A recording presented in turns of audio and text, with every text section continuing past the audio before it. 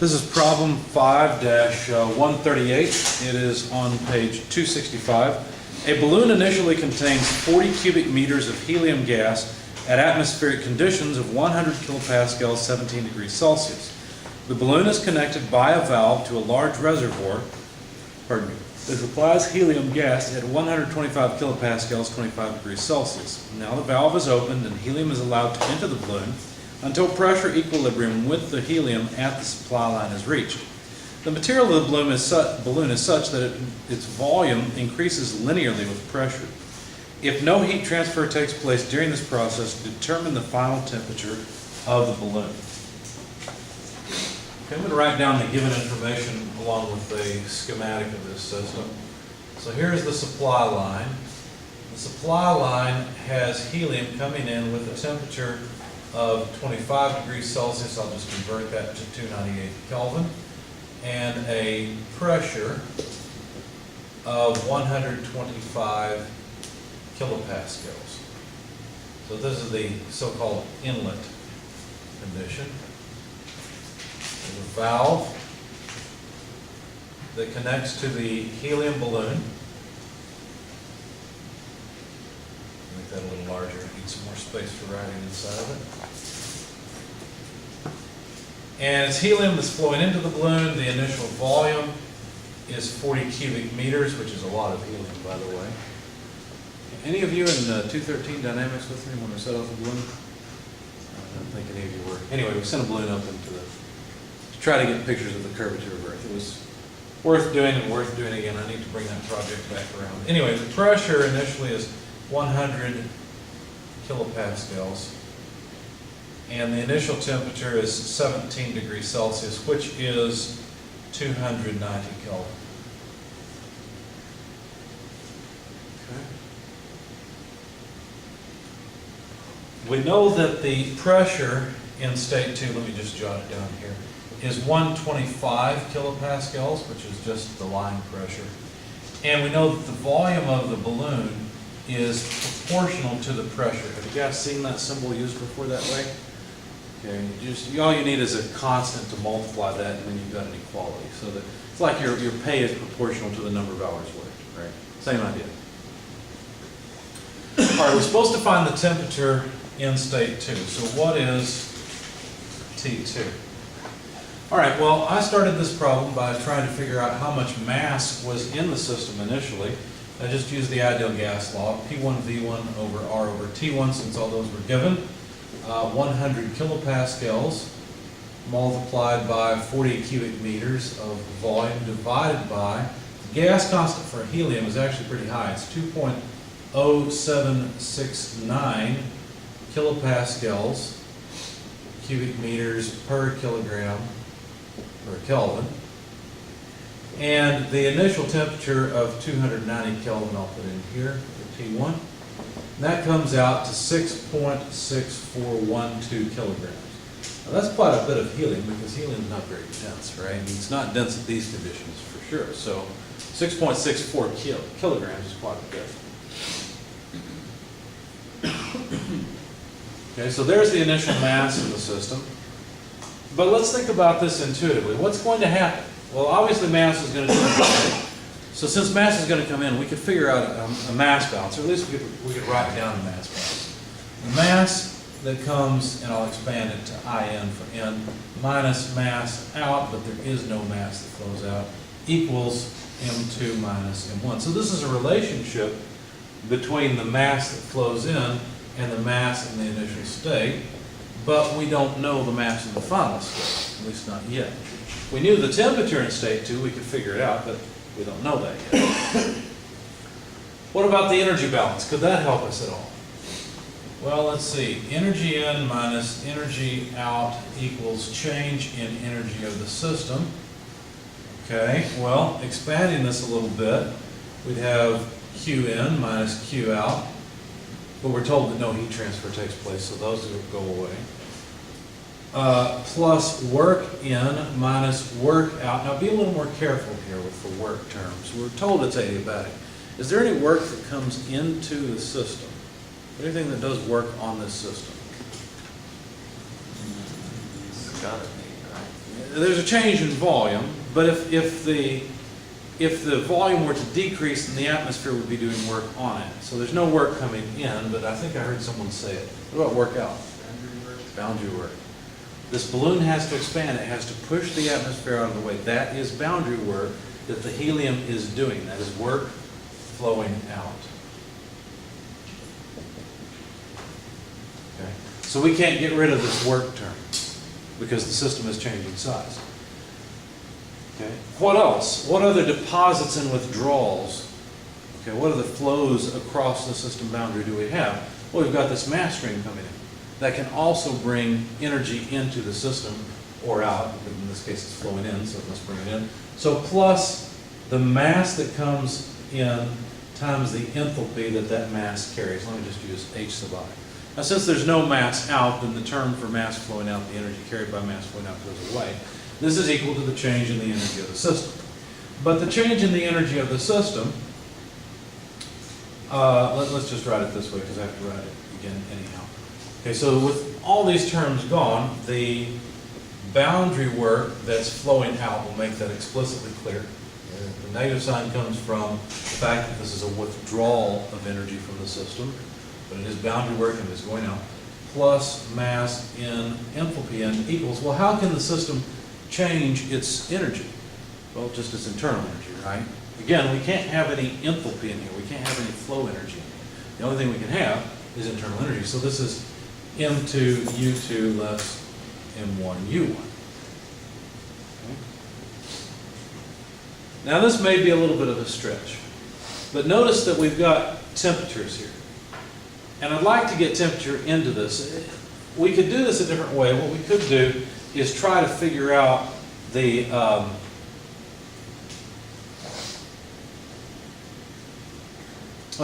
I tell you what, before I introduce this, realize that we could look up, if we know the initial temperature, we could look up the internal energy in state 1, right? And what else? Well, the only problem is we don't know how much mass comes in. So far, we've got 1, 2 unknowns, right? Well, actually, the mass in state 2 is an unknown. And we don't know how much mass comes in. Yeah, okay. So we basically have 2 equations and 3 unknowns, mass in M2 and U2, right? So how are we going to solve this? Well, we need another equation. We'll get to that in just a minute. Let's work with the boundary work term first. Okay? Now for the boundary work, go back to the end of, what was it, chapter 3? Chapter 4, I don't remember. I think it was chapter 4. Go to the end of chapter 4 and see if there's any boundary work equations.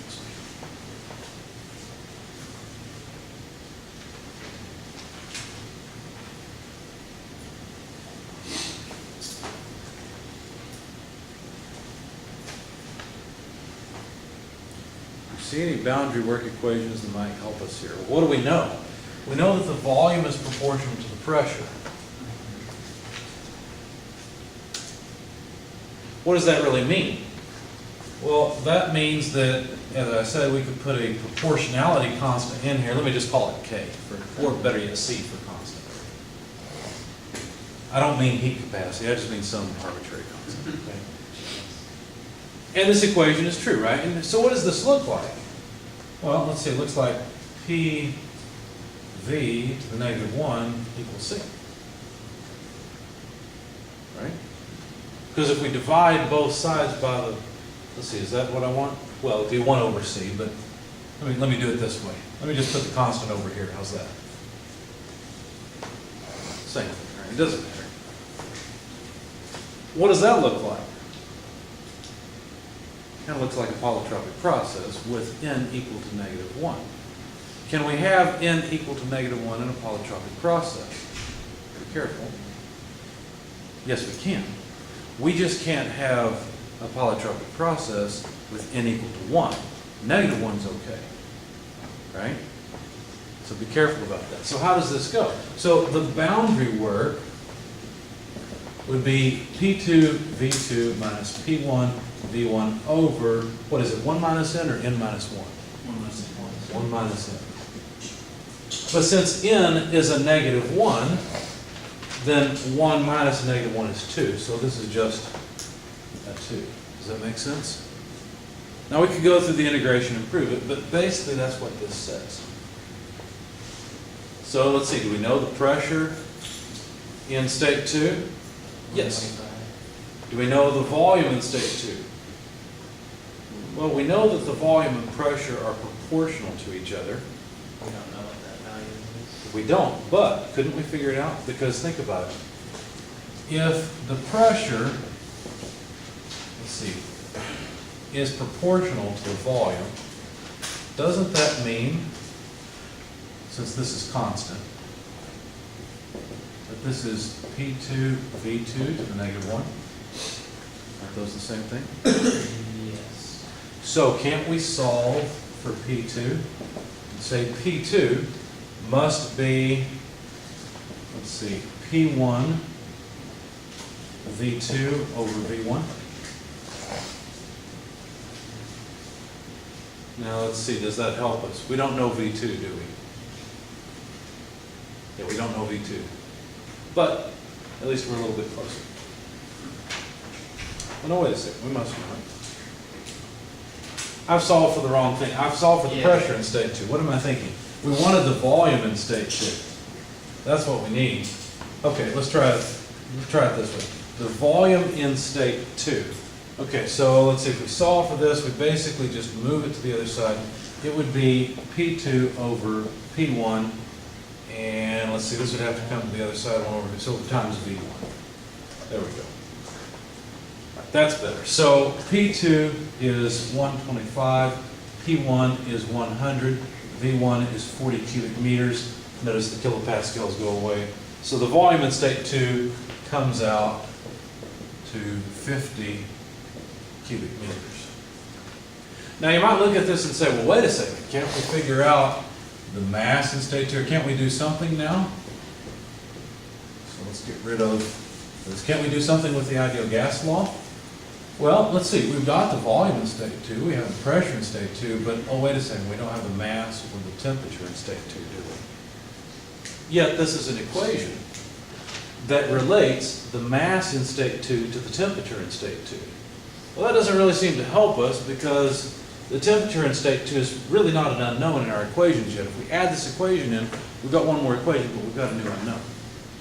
But couldn't we write these in terms of temperature? I mean, there must be some function, right? I mean, go back to that table for air.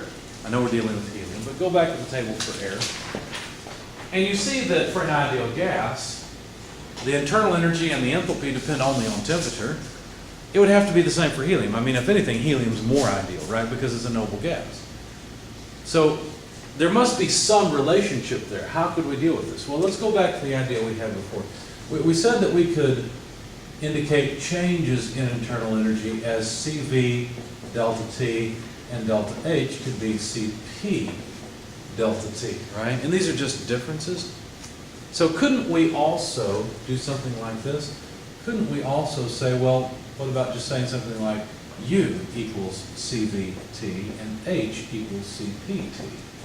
Because all we're really doing, let me expand this just a little bit, it's a bit of a brain bender. Let me work with this one first. U2 less U1, let me use U0, equals CV T2 less T0. Right? Couldn't we expand this and say something like U2 minus U0 equals CV T2 minus CV T0? And if we choose our states here appropriately, basically these two terms would go away and we could use that as an equation. In fact, notice that's basically what they did. You're still at the air table, right? Mm-hmm. Look up, if you look at your temperatures and your enthalpies, you'll notice that they're basically the same thing, right? In fact, what is the constant pressure heat capacity of air? Look that up at the beginning of the table.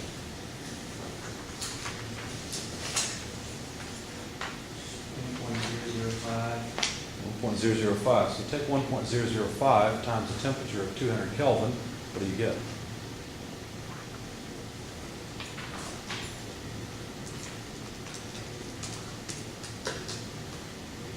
201. Now go and look up the enthalpy for 200 Kelvin for air.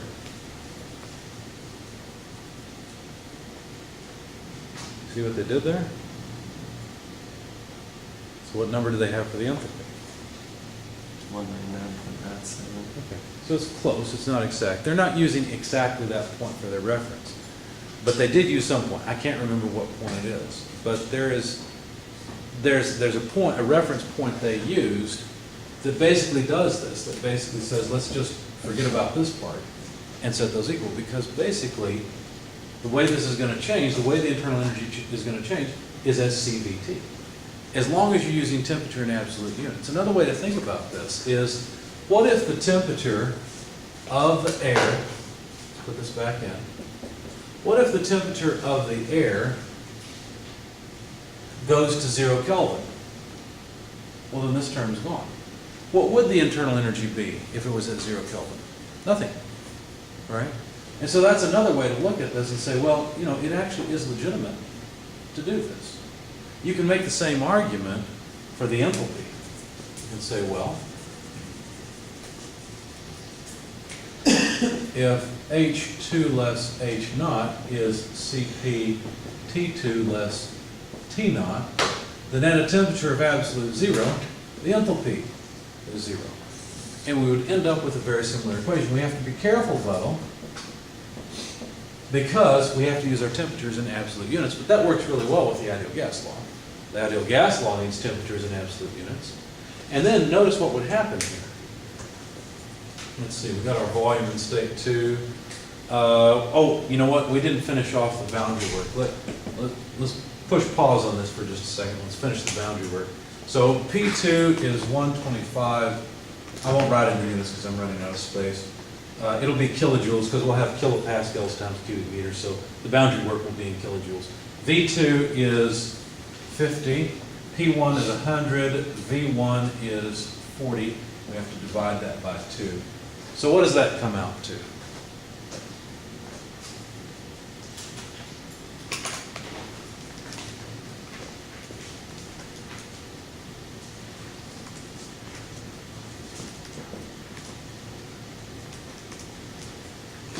So 1125. Good. 1125 kilojoules. So there's the boundary work. We've taken care of this term. Still have a bunch of unknowns, but let's see if we can get rid of some of those unknowns. So we're finished with boundary work. I'll make a note over here that the volume in state 2 is 50 cubic meters, so we don't forget that. But now let's work with this idea of replacing enthalpy with CPT and replacing internal energy with CVT. So minus boundary work out plus mass in, and instead of enthalpy in, I'll use Cp, temperature of incoming stream, equals, now notice we didn't actually have to do that, right? We could have simply looked up the enthalpy of the incoming stream. But to be consistent, we'll do that. So M2, U2, well, U2 we're going to use CV T2 minus M1 CV T1. And again, we know the temperature in state 1, so we could look up U1, but we'll be consistent and do it this way. That way we're sure we have the same reference state. Okay? All right. Now notice again I have to use absolute temperatures. Where are the unknowns? Well, let's see. The mass in state 1, you know, I erased it. Do you guys have it in your notes? If not, I'll look it up on my sheet. It's the first thing I did. 6.64 kilograms. Thanks. 6.6412 kilograms. So there's the initial mass in the system. So let's see, what do we know? CV we can look up, T1 we know, CV we know, M2 we do not know, T2 we do not know, CP, TI, MN we do not know, and boundary work we know. So let's see, we got 1, 2, 3 unknowns. They're the mass that come in, the mass in state 2, and the temperature in state 2. Okay? So we have 3 equations, 3 unknowns. We should be able to solve this. Okay? Well, let's do it. We want T2, so let's get rid of everything except for T2. Notice I can get rid of the mass in state 2 using the ideal gas law. So this would be mass coming in equals M2, which is P2 V2 over R over T2 minus M1. If that's the mass that comes in, and I can eliminate M2 here as well. So now we can plug in. So minus boundary work out plus mass that comes in, I'm going to write as this, P2 V2 over R over T2 minus M1. So that is just this term. That makes sense? CP TI, as her question. I'm getting rid of mass in by subbing in this equation for mass in. Okay, so I just put it in there. Okay, I still need CPTI equals M2, but I'm going to get rid of M2 again with the ideal gas law. P2 V2 over R over T2. Okay, that takes care of M2. That's just this piece. CV for, well, we're dealing with helium, so I can't use my memorized numbers for air. We look up the heat capacity at constant volume for, well, I'll just write it in. Let's see, let me jot them down over here though. CV for the helium is 3.1156 kilojoules per kilogram per Kelvin. CP is 5.1926 kilojoules per kilogram per Kelvin. Okay, so there's CP and CV. Now let's finish off the equation because so far all I've written to is this term minus M1 CV T1. Notice something nice happens here. This T2 unknown crosses off, which is fortunate. And so all we're left with is T2. Now we could solve for T2. Let's see. When I worked this, I ended up with a Goal-Seek solution, and I don't remember why I did it that way. It looks to me like we've only got one T2 in this. Let's see, make sure I didn't make a mistake. M2 is that, so yeah, that cancels. We know P2, V2, R, CV, M1, CV, T1. Yeah, so we should be able to solve for T2. Okay. So here's the only unknown. So let's solve for it. We'll see if we get the same result that I got when I solved this. In fact, I guess we're pretty much finished with all of this. I hope. So I'm going to erase it. All right, to solve for this, what would I do? Let's see, I think I'd separate that out, move it to the other side, move this to the other side. So let's do that first. P2 V2 over R over T2. CP TI, that's just this piece. Equals, let's move the boundary work over. Did you not keep that M1? Sorry? Did you not keep the M1? I'm not done yet. I'm going to move it to the other side as well. So it would be plus M1 CPTI. Does that make sense? All I did is I multiplied this through, distributed it, Okay. and then took the term and moved it to the other side. So that's just the left-hand side so far that I've moved up here. Okay. So then plus P2 V2 over R. Notice the T2 is gone, so just CV minus M1 CV T1. Okay. Now let's see. Looks like we're going to have a bit of a mess because basically all this other stuff has to be moved to the other side, and then the whole thing inverted, because we're going to have a 1 over T1. Okay? If I write it all in one step, is that okay, or do you guys need to see the intermediate step? I'll tell you what, let's do it this way. So here's one term. CP, TI, P2, V2, all end up in the denominator at first, right? All I've done is move them over. And R will be in the numerator, right? So all of these are gone. I've moved them. Now, T2 is, we just flip this side, CP, TI, P2, V2 over this whole mess, which is R times boundary work out plus M1 CP TI plus P2 V2 over R CV minus M1 CV T1. You ready to plug in and see what we get? Me either.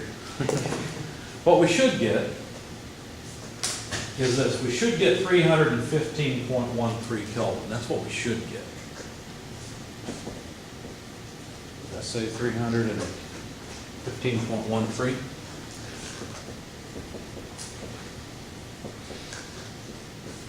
Now, what I'm going to do is shut the camera off because I don't want to waste a bunch of time. I'm going to go over to Excel and plug all the numbers into Excel. Okay? That way Excel can do this for me. If I make a mistake, it's easy to fix. I don't have to type it into my calculator a million times and see what happens. So that'll save us video time, and I'll post a spreadsheet on Blackboard as well, and you guys can just download it. Okay?